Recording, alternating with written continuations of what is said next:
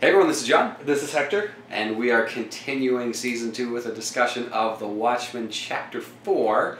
And, okay, I'm not even sure how to approach, because it's going to be very difficult to approach a linear discussion of the events here, because it's told in a very back and forth fashion. Like, this issue is, almost entirely, if not outright entirely dedicated to Dr. Manhattan and his life, like once he becomes Dr. Manhattan.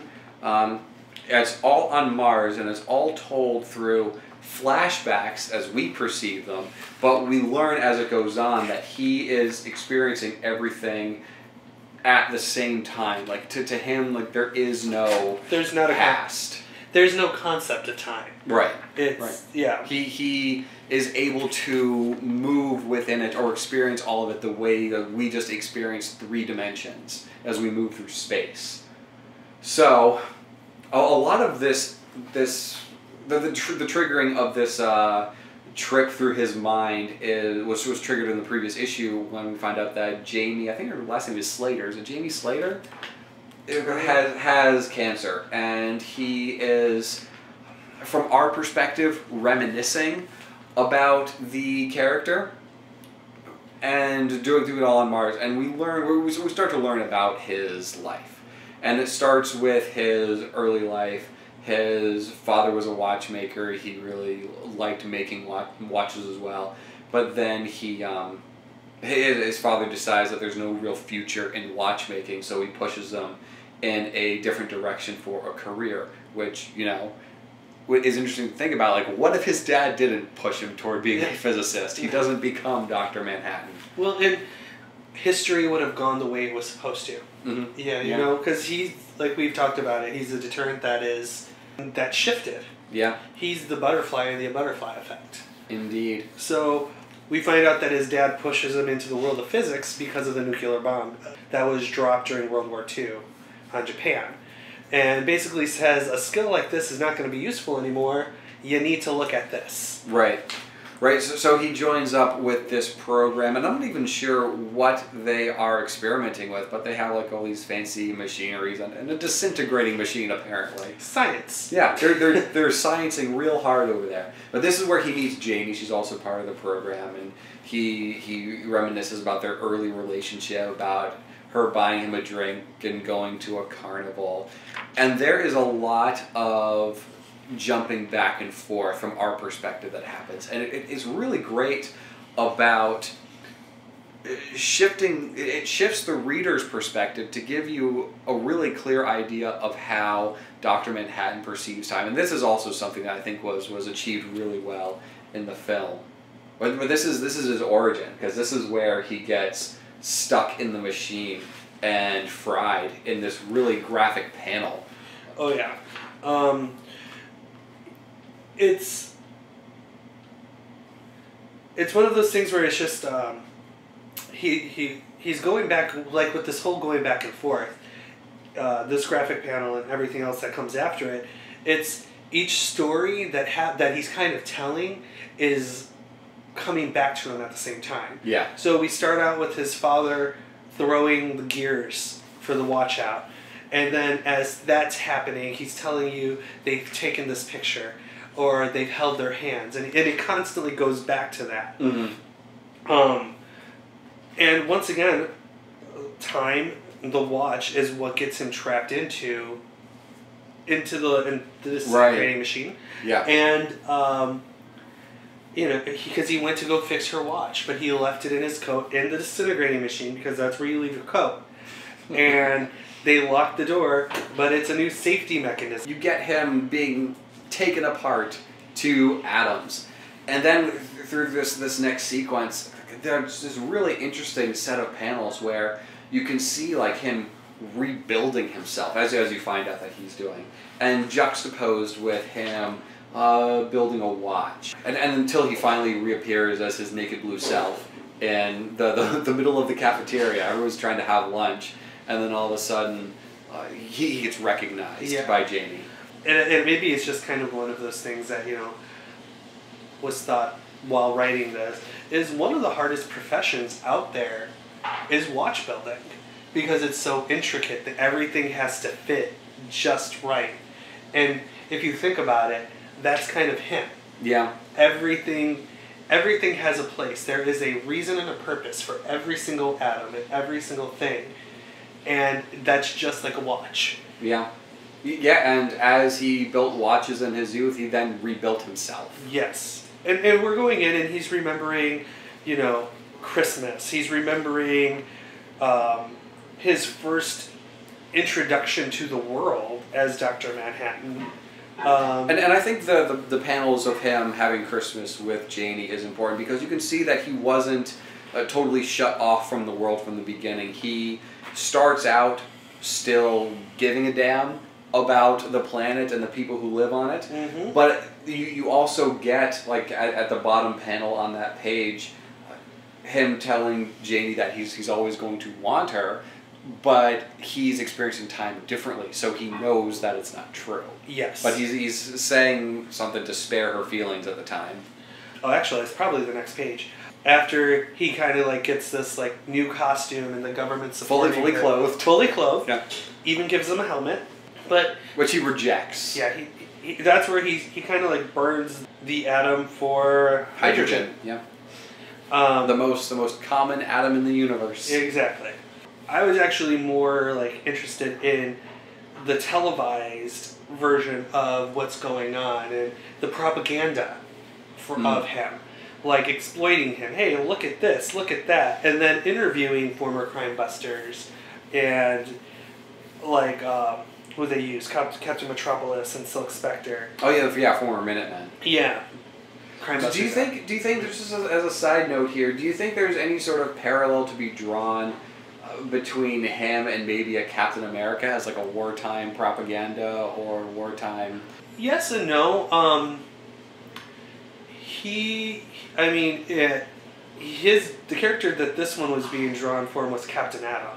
Okay. Back from the 40s with the Charlton comics, which was a little bit like that.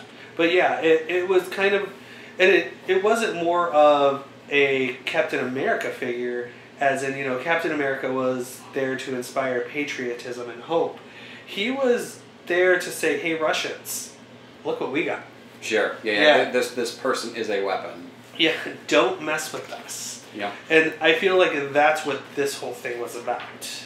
We get into him meeting other superheroes or vigilantes and stuff like that, meeting Hollis, which was pretty interesting, because Hollis actually talked about this in his book. Yeah. And now we're seeing it. Yeah. Meeting up with the meeting at...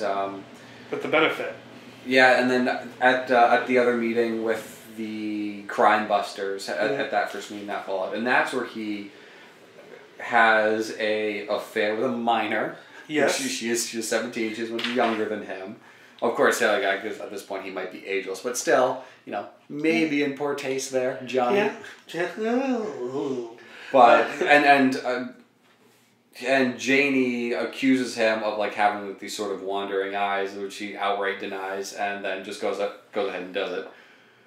She of course finds out, and this is kind of where their relationship begins with John and Silk Spectre. The Silk Spectre the younger. Then we get him in Manhattan. A little bit more detail about that, about Dr. Manhattan in Vietnam. Yes. About him just going throughout the country, just wrecking the place. This big giant blue man of destruction. Yes. We see him seeing all the other crime busters and Watchmen now that they are retiring. Yeah. Because after Vietnam, we go into him meeting Adrian. Right. Yes. And this gives us a bunch of foreshadowing of things that it's gonna. Yeah, one of the rare appearances of Ozymandias throughout the comic, and you really only get him for a couple of panels. Mm-hmm. But yeah, their interaction will later be important. Yeah. But it's such an interesting way of conveying a story because you get it all from his perspective, and his perspective seems to be wildly changing from panel to panel. But it's not that his perspective is changing; it's just that he sees everything so differently. And it's such a really interesting, the writer pulls it off so well because it starts out confusing and then you start to put it together about how things are working. And what a great way of conveying how a character works and how a character thinks. I don't know. Are there any other big like story beats that you want to hit on for this issue? This might be my favorite issue just because of the way that all the stories are put together. My favorite part is actually the Kennedy assassination, where Janie goes and says, "Hey, why didn't you stop this?" And he's like, "I can't stop the future because it's happening right now. Like I'm seeing everything at the same time. Yeah. I can't stop it." It freaks her out because now this is where you're starting to see her kind of lose it with him because she doesn't know how to take him anymore. Right. Also, the stuff with, Lori Yeah. is kind of happening, and that's not helping anything anymore. Also, you kind of see the brutality a little bit more of the comedian and his aspect of what's going him on. just loving using that flamethrower. Yeah, in the movie they show that. That's like one of the more adamant parts of the movie that you kind of remember is him just tearing everybody down with a flamethrower. One other thing about the movie that I thought they may have executed a little bit better, or better for the medium anyway of filmmaking, is that they introduced the idea earlier that Dr. Manhattan is having some tachyon interference, which is not allowing him to perceive time past a certain point accurately, right, or with great clarity. And it's something that you do start to question just reading the pages of the comics. Like if he's experiencing time such as this, how come he's not seeing past a certain point? How come he's not able to perceive where all these events are heading? And they do eventually pay that off. Yes. Which I think works well in the pages of the comic, but I think just from the perspective of filmmaking, if that only paid off later, it would have seemed like a cheap payoff. Yes. As one continuous story. But anyway. Yeah. The last part is he builds like this. This building, giant, like a series of cogs, like a watch. Yes. Everything's coming on together. Mars, and then that's his little palace. It's his fortress. It's his Elsa ice castle. It also shows the loneliness. Like he'd rather be here by himself than be in a world full of people because there's no use for him. There's no use for them. And to him, Earth is just as empty as Mars, except it's a very chaotic empty. Yes. And whereas this way, it's much more serene. And at the end of this one, you get some pages of a report about the powers of Dr. Manhattan, and this one's written from a Soviet perspective. Actually, I don't think I read this one. I might have skipped over, but that actually sounds really interesting. Did you read this one? I actually just I always skim through this one. I don't know. It's an interesting thing to try to do in a comic, to present you with these paragraphs of prose after you've read through the story. It's a very contrasting medium to comics, where you're sitting down, you're appreciating art, you're letting the panels pull you forward through a narrative, and sometimes the contrast is very harsh, because you go from like this really excellent story of this character analysis through his perspective. And then you're met with paragraphs of text. And I think this one, it was a very harsh contrast, because the first one flowed so well into each other, and then you're just met with this wall of words. Well, and also with this one, it's an academic study. Yeah. We're going from a person's memoir to, a very scientific way of looking at him and society and how it's changed and all that fun stuff. So, I mean, it's something I should look at later.